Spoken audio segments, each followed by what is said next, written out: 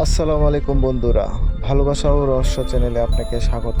আমরা কথা বলবো মানুষের দৃষ্টিশক্তি কিভাবে কাজ করে। বন্ধুরা, কখনো কি ভেবে দেখেছো আমরা কিভাবে দেখি?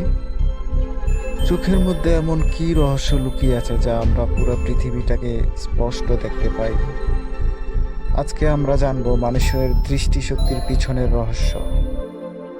যে জিনিস আমরা দেখি তার উপরের রহস্য, আর যে জিনিস আমরা দেখি না তা হলো ভিতরের রহস্য।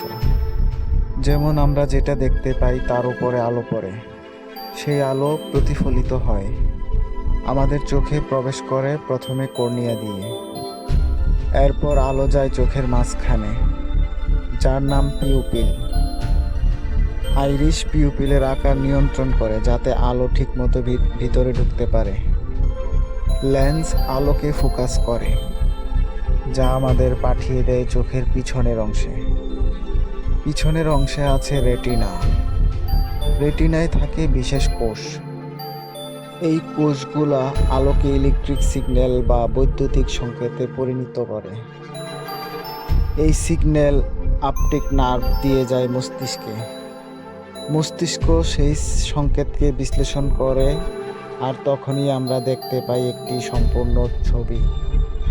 আর আমরা এমন ছবি দেখতে পাই যা পৃথিবীর কোনো ক্যামেরাতে এত স্পষ্ট, এত সুন্দর, এত রেজলিউশন দেখা যায় না। তাই বন্ধুরা, আমাদের দেখা মানে শুধু চোখ না, চোখ ও মস্তিষ্ক একসাথে কাজ করে। আমাদের এই আশ্চর্য প্রক্রিয়াটা আমাদের সৃষ্টিকর্তার এক অনন্য সৃষ্টি। তাই কৃতজ্ঞ থাকি আর জানি নিজের শরীর সম্পর্কে আরো বেশি করে। আর সর্ব অবস্থায় আমরা আল্লাহর নিকট মাথা নত করব।